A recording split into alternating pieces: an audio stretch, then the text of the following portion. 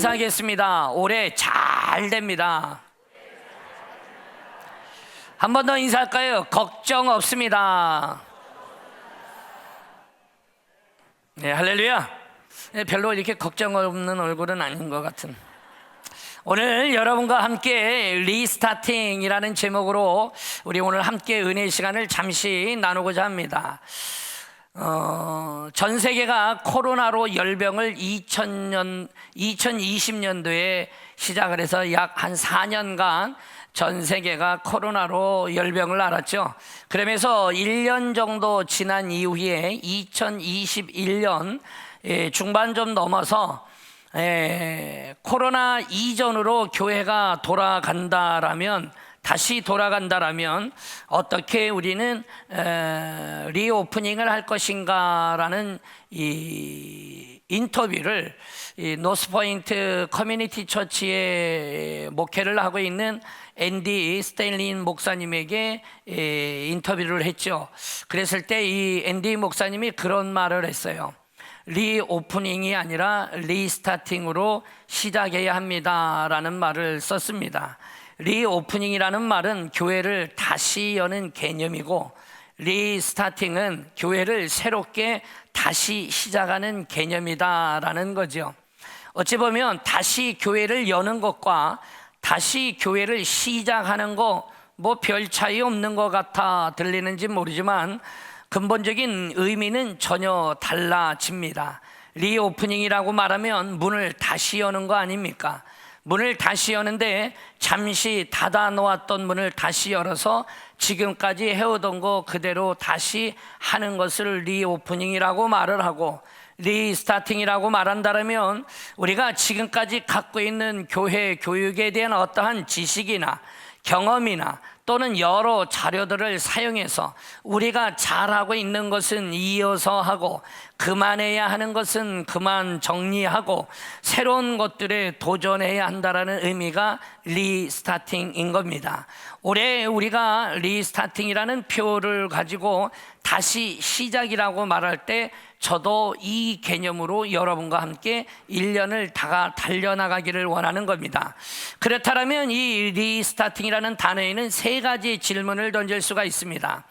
첫 번째 질문에 보면 지금까지 우리가 하고 있는 것 중에 잘하고 있는 거, 그래서 교회를 다시 시작할 때도 계속 이어서 해야 될 사역이 무엇인가를 고민하고 생각해 보아야 되며, 또한 방법이 무엇이 있는가를 우리는 연구해야 되는 겁니다.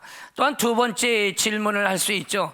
지금까지 하고 있는 것 중에서 한때 효과적이었지만 교회를 다시 시작할 때는 과감하게 그만하고 버려야 되고 포기해야 하는 것이 무엇인지를 우리는 알아야 한다라는 거죠. 그러면서 세 번째 질문은 지금껏 한 번도 해보지 못했지만 항상 교회가 하고 싶었던 거, 바로 시도하지 못했던 것들을 할 수 있는 절호의 기회를 이번에 할 때 놓치지 말고 해보아야 한다라는 겁니다.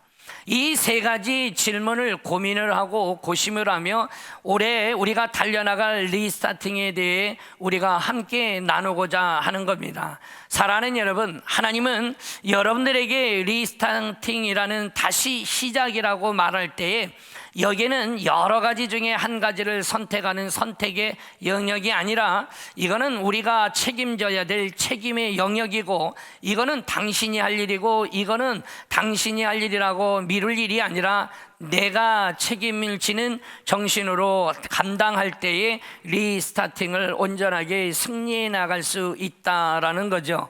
저는 여러분들에게 올 한 해 달려나갈 때 우리 모두가 하나님이 주시는 이 다시 시작이라는 용어처럼 우리 교회가 새로워지며 하나님의 큰 뜻을 이뤄가고 우리 모두가 다시 한번 일어서서 재도약할 수 있는 발판이 되어지는 올 한 해가 반드시 되어질 것으로 저는 확신합니다. 그렇게 믿는 분들은 그렇게 될 겁니다. 오늘은 여러분과 함께 새해 두 번째 주일 예배를 드리죠. 지난주까지 하나님께 받은 은혜에 우리는 감사하고, 또한 2026년에 베푸실 하나님의 그 크신 은혜와 그 사랑에 우리가 먼저 감사하는 성도가 됩시다.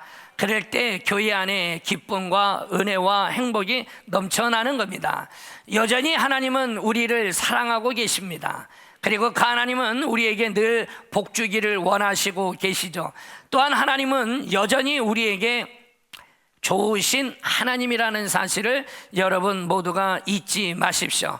자, 오늘 우리가 읽었던 본문은 바로 소경 거지인 바디메오가 인생에서 가장 처절하게 버림받았다가 예수님을 만나면서 그가 구원받고 위대한 새 출발, 다시 시작하는 인생의 삶을 펼쳐지는 것을 오늘 우리들에게 소개하고 있습니다. 이 바디메오에게 있어서 참으로 얼마나 감사한 일입니까?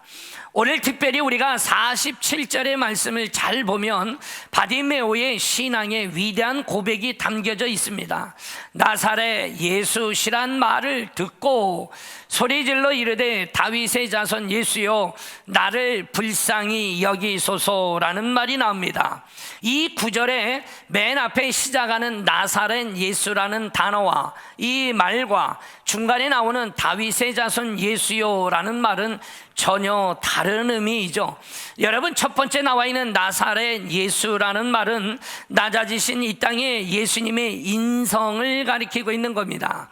하지만 중간에 나와 있는 다윗의 자손 예수요라는 말은 이분이 우리의 메시아이고 이분이 우리의 구원자라고 분명히 밝히고 있는 거죠.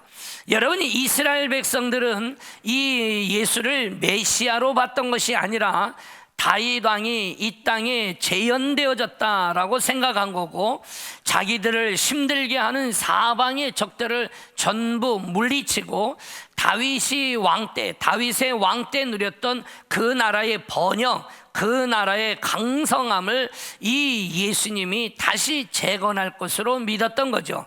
그러니 예수님은 이 땅에 왕으로 오신 것으로 그들은 보고 있지, 그들은 예수님이 메시아이며 구원자라고 보고 있는 것이 아니었던 겁니다. 사랑하는 여러분, 오늘 이 디메오의 아들 소경 바디메오는 인생에서 처참하게 버림을 받았지만 예수님을 만남으로 그는 큰 축복을 받았습니다. 이 바디메오의 고백을 지금 47절의 말씀을 잘 보면 분명히 많은 사람들이 말하죠. 나사렛 예수시라 라는 말을 들었더라. 즉 나사렛 예수라고 유대인들은 말을 했어요. 그런데 바디메오는 본인이 소리질러 말을 하죠. 아니다 이거예요. 메시아다, 구원자다. 그러면서 나를 불쌍히 여기소서라고 말하는 위대한 신앙을 엿볼 수가 있는 겁니다. 사랑하는 여러분, 그는 예수를 만남으로 그는 그 믿음으로 눈을 뜨게 되어졌고 그의 영혼은 죄와 사망으로부터 구원을 받습니다. 그러니 어둠에서 빛으로 옮겨진 것이고 죽음에서 생명으로 옮겨지게 된 것이죠. 여전히 지금도 하나님은 우리의 과거를 묻지 않으십니다. 할렐루야. 그러니 25년까지 어떻게 살았을지라도 26년 새해에 예수님을 더 많이 자주 만나시기를 주 이름으로 축원합니다. 바로 26년이 우리의 삶의 주권자이신 예수님과 함께 새롭게 다시 시작하는 한 해가 되어질 것입니다. 여러분들이 처음 말씀을 듣는 것처럼, 처음 찬양을 하는 것처럼, 처음 주님 앞에 나와 엎드려 예배 드리는 것 같은 마음으로 우리가 그 주님의 권세 있고 능력 있는 성도의 삶을 올해 우리가 멋지게 살아가 봅시다. 살아가 봅시다. 할렐루야. 살아가 봅시다. 그럴 때 소문 나는 겁니다. 야, 이천수목교의 성도들은 눈이 반짝반짝 빛나. 예배를 드리고 나가는 그들의 모습이 너무 밝고 좋다라는 소문이 우리 이천 주변에 널리 퍼지도록 여러분의 삶 속에 그 예수님과 동행하는 삶을 반드시 살아갑시다. 여러분, 사랑하는 예수님 때문에 그 사랑과 감사와 기쁨이 넘치는 예배가 은혜의 시간이 되기를 원합니다. 오늘 본문은 우리가 잘 알고 있는 내용이지만 4개로 나눠서 봅니다. 첫째로 보면 날 때부터 장님 거지였던 바로 이 바디메오인데, 이 모습은 곧 오늘날 우리를 가리키고 있죠. 46절의 말씀에 보니까 그들이 여리고에 이르렀더니 예수께서 제자들과 허다한 무리와 함께 여리고에서 나가실 때에 디메오의 아들인 맹인 거지 바디메오가 길가에 앉았다가 라고 기록하고 있습니다. 지금 이 바디메오의 상황이 어떻고 처지가 어떤지를 46절에 명확하고 정확하게 알려주고 있죠. 저와 여러분은 아담의 후손입니다. 그러니 아담의 후손인 우리는 처음부터 영적으로 죽었고 영의 눈이 어두워진 존재였지요. 이 소경 바디메오와 굳이 다를 바 없는 존재가 오늘 우리가 아니냐라는 겁니다. 그런데 우리는 바로 이 인간의 죄의 누더기를 잊고 우리가 평생을 살다가 결국은 티끌로 돌아갈 수밖에는 없죠.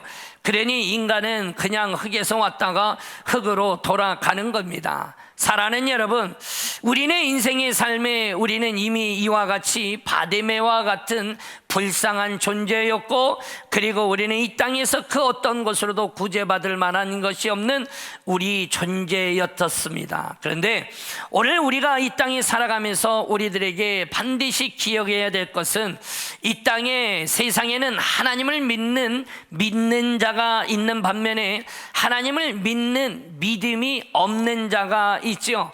또한 믿음이 있어도 그 믿음이 큰 자가 있고 믿음이 작은 자가 있습니다. 하나님을 믿는 것이 곧 바른 믿음이고, 세상의 헛된 것들을 믿는 것은 결국에는 잘못된 믿음임을 오늘 이 바디오의 사건을 통하여 우리들에게 가르쳐주고 있는 거죠. 여러분 생각해 봅시다. 바로 믿는 성도들 가운데도 믿음이 큰 자가 있고 작은 자가 있다라고 좀 전에 말한 것처럼, 믿음이 큰 자는 어떤 환난이 오거나 힘듦이 와도 그는 그것에 흔들리지 않습니다. 하지만 믿음이 있노라 하지만 믿음이 적은 자는 환난을 만났을 때 우리의 시선을 예수님이 아니라 우리의 환경과 우리의 처지와 염려로 우리의 시선을 돌려지게 되어지죠. 저는 오늘 새해를 시작하며 둘째 주를 맞는 우리 성도님들에게 믿음이 있노라고 말하지 말고 믿음이 있되 큰 믿음의 소유자가 되시기를 소망합니다. 항상 자기 자신을 돌아보고 회개하는 자세를 갖는 자가 이 땅에서 가장 하나님께 세움받을 수 있는 자라는 것을 잊지 마십시오. 여러분, 어느 날 영국의 황태자가 죄인들을 수감되어 있는 감옥에 시찰을 가게 됐습니다. 황태자를 만났던 죄인들마다 전부 다가 억울하다라고 호소를 하는 거예요. 그들의 말을 듣다 보니까 이 감옥 안에 갇혀야 될 사람은 아무도 없는 거죠. 모두가 다 억울한 사람들만 갇혀 있는 겁니다. 황태자가 상당히 실망을 했죠. 그런데 마지막으로 눈물을 흘리고 있었던 한 사람을 보게 되어지는데, 그 죄수에게 황태자가 물은 겁니다. 당신은 무슨 죄로 들어왔습니까? 라는 말에, 나는 헤아릴 수 없이 참으로 많은 죄를 지어서 들어왔습니다 라고 고백을 하는 겁니다. 그러니 황태자가, 그러면 당신이 지은 죄 중에 가장 무거운 죄는 무엇이었습니까? 라고 물으니 그는 말을 하는 겁니다. 내가 예수를 모르는 죄가 나에게 가장 큰 죄입니다 라는 말을 하는 거예요. 당황스럽던 황태자는 그 이야기를 듣고 한참 있다가 그 죄수 앞에 무릎을 꿇었습니다. 나도 하나님을 모르는 큰 죄인입니다 라고 말하며 그 앞에 회개하며 주님을 믿게 되어지죠. 여러분, 이 황태자는 그 죄수를 바로 석방시켜서 자기의 비서로 삼게 되어집니다. 여러분, 이 죄수는 누구를 만났습니까? 황태자를 만났습니다. 그리고 그가 어떻게 됐습니까? 감옥에서 해방되어졌고 자유를 누리게 되어졌죠. 저와 여러분은 하나님의 아들 예수님을 만나야 합니다. 그래야 우리의 죄와 우리의 사망과 우리의 어둠에서 우리는 참 자유함을 누릴 수 있게 되어지는 겁니다. 그러니 영원한 자유인이 되어야죠. 그래서 주님은 레위기 11장 45절에 우리에게 말한 겁니다. 나는 너희의 하나님이 되려고 너희를 애굽 땅에서 인도하여 낸 여호와라. 내가 거룩하니 너희도 거룩할지어다. 아멘. 우리에게 말합니다. 언제나 우리가 거룩하고 정결해야 하나님의 자녀답게 살아간다라고. 그래서 하나님의 자녀는 거룩하라고 그리고 정결하라고 말하고 있듯이 저와 여러분이 예수를 믿어야 구원받음을 잊지 마시고 우리의 죄와 허물은 절대로 우리에게 창피한 것이 아니라 저와 여러분이 회개하지 않는 것이 오히려 부끄러운 일이라는 것을 기억하십시오. 그러니 우리가 죄를 범할 때 회개하면 하나님은 반드시 우리를 용서해 주십니다. 바로 이 바디메오와 같이 주님을 만남으로 우리의 모든 문제가 해결받는 자가 반드시 되어지는 거죠. 그가 바로 새로운 인생의 삶을 다시 시작하는 자가 되어지는 겁니다. 두 번째로 이 본문에서 우리에게 뭐를 말하고 있느냐? 믿음은 들음에서 난다라는 겁니다. 47절에서 49절의 말씀에 보니 나사렛 예수시란 말을 듣고 소리질러 이르되 다윗의 자손 예수여 나를 불쌍히 여기소서 하거늘 많은 사람이 꾸짖어 잠잠하라 하되 그가 더욱 크게 소리질러 이르되 다윗의 자손이요 나를 불쌍히 여기소서 하는지라. 예수께서 머물러 서서 그를 부르라 하시니 그들이 그 맹인을 부르며 이르되 안심하고 일어나라 그가 너를 부르신다 하매. 아멘. 사랑하는 여러분, 바디메오는 예수님에 대한 이야기를 들었습니다. 그리고 그는 인생에 다시 시작할 수 있는, 새 출발할 수 있는 기회를 얻게 되어진 겁니다. 오늘 이 자리에 예배를 드리는 사랑하는 여러분, 저와 여러분이 예수 그리스도의 음성을 들으십시오. 그분의 마음 안에 잠기십시오.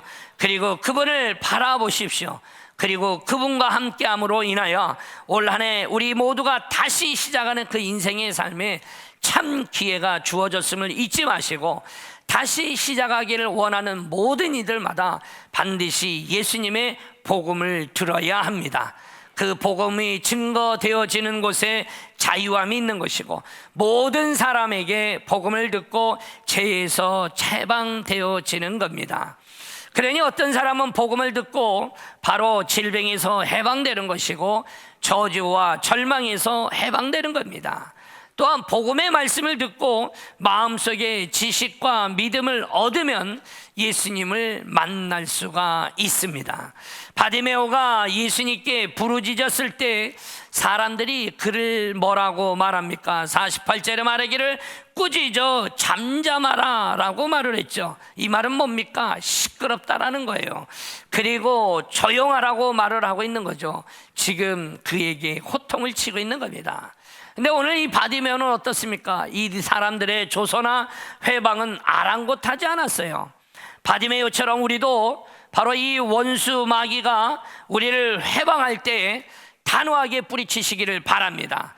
올해 나의 신앙을 자꾸 뒤흔드는 것이 있다면 그 뒤흔드는 곳에서 여러분이 뿌리치시고 하나님만 바라보시기를 바랍니다. 그리고 담대하게 예수님께 부르짖으십시오. 예수님은 우리를 버리지 아니하시고 우리를 만나 주십니다. 그리고 우리의 기도에 응답해 주십니다. 요한복음 8장 32절에 말씀하고 있지요. 진리를 알지니 진리가 너희를 자유롭게 하리라. 아멘. 날마다 하나님의 말씀을 읽고 묵상하는 우리 모두가 됩시다. 옆에 있는 분들과 한번 물어볼까요? 얼마나 읽으셨습니까? 뭔 소리요? 이러고 있는 분들도 있죠? 올해 우리가 성경을 한번 읽기로 했는데 열심히 매일매일 읽으시기를 바랍니다. 오늘이 11번째 날입니다. 그러니 솔찬히 읽었어야 됩니다. 사랑하는 여러분, 우리 안에 하나님 주시는 은혜가 늘 주님이 주시는 그 은총 안에 나아갈 수 있도록 늘 주만 바라볼 수 있는 저와 여러분이 되기를 소망합니다. 자, 그러면 세 번째로 오늘 우리들에게 무엇을 말하고 있을까요? 거지 옷을 벗어 버려라 라는 겁니다. 할렐루야. 사랑하는 여러분, 저와 여러분이 오늘 가지고 있는 옷, 이 옷을 벗어버려야 되는데 50절의 말씀을 봅시다. 오늘 50절의 말씀에 맹인이 겉옷을 내버리고 뛰어 일어나 예수께 나아오거늘. 아멘. 우리가 하나님 앞에 나가려면 분명히 이 거지 바디메오가 가지고 있는 이 깡통의 죄, 불의했던 삶, 그리고 거룩하지 못했던 삶을 우리는 회개하고 내어 버려야 합니다. 또한 바디메오가 입었던 누더기 옷과 같은 바로 우리의 부정적인 모습의 옷들을 벗어 던져야 하는 겁니다. 자기 자신을 비하하고 자기 자신의 열등감에 사로잡히고 그리고 좌절감에 사로잡혀 있는 이가 되지 말라라는 거죠. 그러니 죄와 우리가 부정적인 생각을 청산하지 않으면 결코 예수님의 기적을 경험할 수가 없는 겁니다. 하나님은 여전히 지금도 살아 계십니다. 하나님은 우리의 생명의 주가 되십니다. 그 하나님은 전지전능하신 기적의 하나님이라는 사실을 꼭 잊지 마시기를 바랍니다. 아주 오래전의 이야기입니다. 철없던 어린 시절에 무임승차를 했던 사실을 고백하며 10만 원을 동봉한 어느 할머니의 편지가 충남 천안역에 배달이 됐습니다. 자신은 손자가 있는 할머니라고 밝힌 편지의 주인공이 10살쯤 되었을 때 언니와 함께 천안에서 온양으로 오가며 온천역을 다닐 때였죠. 그때 온천역이라고 했겠어요. 목욕하러 가고 놀러 간다고 했겠죠. 그런데 서너 차례 무임승차를 했는데 당시에는 무임승차하는 것이 그닥 어렵지 않았다라고 말을 합니다.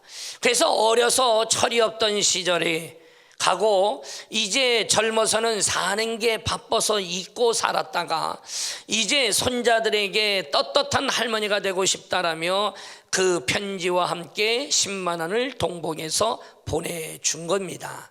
여러분, 천안역으로 보냈던 이 할머니의 편지와 돈은 국고에 환수 조치되었죠. 여러분, 이 할머니가 바로 이 하나님의 말씀을 어찌 보면 실천하고 있는 참된 성도의 모습이 아니냐라는 거예요. 여러분, 우리에게 가지고 있는 거 아주 작은 죄라 할지라도 놓치지 말고 하나님 앞에 내어 놓으십시오. 회개하고 겸손함을 하나님께서 우리 겸손할 때 하나님께서 우리를 기뻐하시고 하나님이 우리들 가운데 더 값지고 귀한 것으로 분명히 갚아 주십니다. 여러분, 세상 생각으로만 그치지 맙시다. 그리고 저와 여러분이 회개 기도와 더불어 행동의 변화가 반드시 필요하다는 사실을 잊지 마시기를 바랍니다. 십자가 앞으로 더 가까이 나오십시오. 그래서 주일 예배 말고도 수요 예배가 있고 금요 기도회가 있고 새벽 기도회가 있습니다. 매 예배 시간마다 그 하나님의 은혜와 은총을 우리 모두가 누리기를 간절히 주 이름으로 축원합니다. 여러분, 마지막으로 오늘 이 본문에 우리에게 말하고 있는 것이 무엇이냐? 기적을 기대하라라는 거죠. 오늘 본문의 51절과 52절의 말씀을 보면 예수께서 말씀하여 이르시되 네게 무엇을 하여 주기를 원하느냐? 맹인이 이르되 선생님이여 보기를 원하나이다. 예수께서 이르시되 가라, 네 믿음이 너를 구원하였느니라 하시니 그가 곧 보게 되어 예수를 길에서 따르니라. 아멘. 여러분, 예수님을 만날 것을 기대하십니까? 기대하시는 여러분들이 꼭 가져야 될 것이 있다면 하나님의 기적을 또한 기대하십시오. 우리 교회의 리스타팅으로 다시 시작할 때 하나님의 그 역사하심을 기대하십시오. 할렐루야. 그래서 여러분, 해가 바뀌고 리스타팅으로 올 한 해를 달려오는 우리 성도님들이 예배 드리러 꾸역꾸역 모여들고 있다는 사실을 알고 있습니까? 할렐루야. 여러분, 수요 예배도요 더 많은 이들이 모입니다. 수요 저녁 예배도요 많은 이들이 모이고요. 여러분, 금요 기도에도요 무지하게 많이들 모였어요. 할렐루야. 나와 봐야 알지. 꾸역꾸역 모여들고 있습니다. 사랑하는 여러분, 모일 때 역사가 시작되는 거예요. 오늘날 내가 가지고 있는 죄와 부정적인 생각을 벗어버리십시오. 기적을 기대하는 사람이 바디메오가 경험했던 그 기적을 우리 또한 체험할 수가 있는 겁니다. 예수님을 만나기 전에는 우리는 물질적이었고 감각적인 세상에서 살아왔습니다. 그러다 보니 우리의 생각과 우리의 모든 것들이 세상에만 맞춰져 있지만, 우리가 예수님을 만나면 우리의 눈이 밝아지고 우리의 영적인 세계를 볼 수 있는 눈이 열리기에 우리가 하나님의 전을 찾는 것이 어찌 그리 기쁘고 어찌 즐거우며 주님 앞에 나와 예배드리는 것이 너무나도 행복하고 은혜가 된다는 사실을 여러분 잊지 마십시오. 그러기에 주님의 존재를 찾아오는데 머뭇거리지 않습니다. 꾸역꾸역 모여들어서 하나님 앞에 예배드리고 함께 섬기며, 그리고 우리는 같이 한 방향을 보고 달려나가는 겁니다. 예수님 앞에서 우리의 죄의 깡통은 던져버립시다. 그리고 우리가 가지고 있는 부정적인 생각에 누더기 옷들을 전부 다 벗어버립시다. 우리는 밝은 눈으로 새 사람이 된 것을 바라보고 더욱 믿음이 성장되어지고 성숙한 우리 모두가 꼭 되어지시기를 주의 이름으로 축원합니다. 그래서 올해는 소망이 되는 거예요. 그래서 올해는 하나님이 우리 가운데 부어주실 것을 우리는 기대하며 달려나가는 축복의 한 해가 되어집니다. 여러분, 수년 전에 미국의 어느 목사님이 대한민국의 이 전도 집회를 인도하려고 초청을 받아 로스앤젤레스 국제공항에서 비행기를 기다리고 있었을 때였습니다. 이 목사님이 기다리고 서 있었던 대합실, 그가 섰던 자리 밑으로 8m 아래에 개한이 장치한 시한폭탄이 있었죠. 근데 얼마 후에 갑자기 그 폭탄은 터지고 말았습니다. 이 목사님 주변에 있는 사람들은 거반 다 죽고 그리고 중상을 입었습니다. 목사님도 멀리 나라가 떨어졌는데 왼쪽으로 쓰러졌고, 그리고는 의식은 또렷한데 몸은 움직일 수가 없었죠. 목사님이 수술실로 실려 들어가는데 말을 합니다. 살아날 확률은 30%가 되지 않는다라고. 하지만 우리가 할 수 있는 것 최선을 다하자라는 마음으로 수술실로 들어간 겁니다.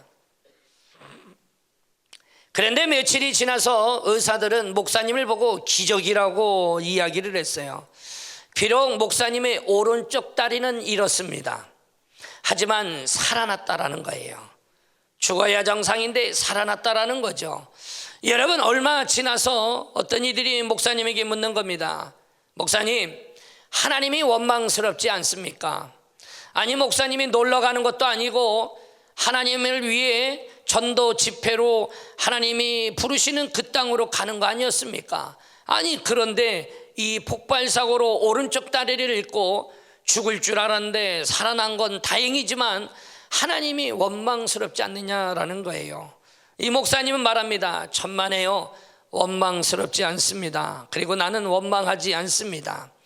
하나님은 그 폭탄이 이미 장치된 것을 알고 계신 분입니다. 제가 거기에 서 있는 것도 알고 계신 분이 하나님이었습니다. 그러니 그 자리에 폭발이 일어나서 사고는 우연한 사고가 아닙니다. 그건 당연한 일이었습니다.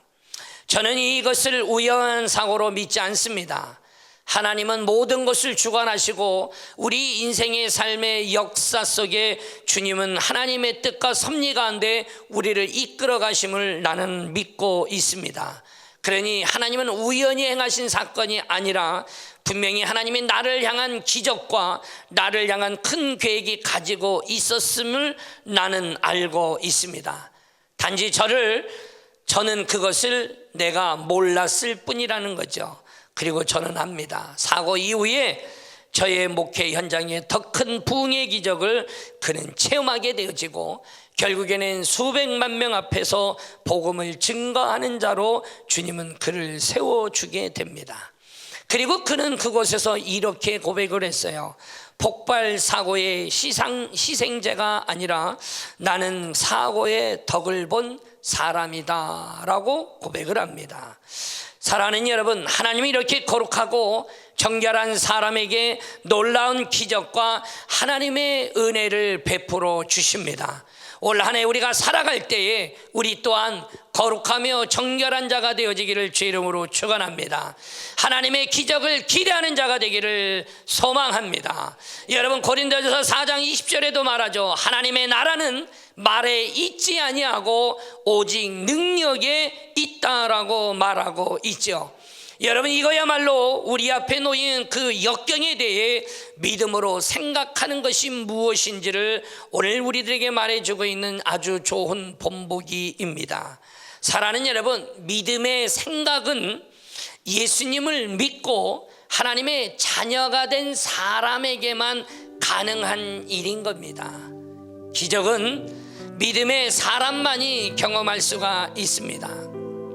저는 우리 교회가 2026년에 리스타팅이라는 다시 시작, 이 표를 들고 나갈 때에 이 바디메오처럼, 그리고 이 목사님처럼 우리 모두가 놀라운 그 기적을 체험하고 우리 주변인들에게 간증하는 큰 해가 있기를 주의 이름으로 간절히 소망합니다. 사랑하는 여러분, 새해 들어 두 번째 주일을 맞는 여러분들에게 어떤 간절한 소망이 있습니까? 그리고 남모르는 고민이 있습니까? 아니면 여러분들에겐 특별한 기도 제목이 있습니까? 신년에 여러분들이 하나님 앞에 예물을 드리며 신년의 기도 제목을 써서 낸 거, 주의 종이 이 기도 제목을 가지고 여러분을 위해 또 기도합니다. 분명히 여러분 기대하십시오. 바디메오처럼 하나님 앞에 담대히 뛰어나가시기를 바랍니다. 이제 지난 과거는 모두 청산하십시오. 지난 과거의 뭐는 어땠더라 더 이상 이제 우리는 말하지 맙시다. 이제는 2026년에 하나님이 우리와 함께 하시고 새롭게 출발하시기에 우리 안에 주님은 역사하십니다. 그러니 우리의 운명과 환경은 우리 마음가짐에 달려진 겁니다. 우리는 우리의 운명과 환경을 믿음으로 완전히 변화시켜야 합니다. 바디메오처럼 우리 모두가 놀라운 기적을 경험하시기를 주의 이름으로 축원합니다.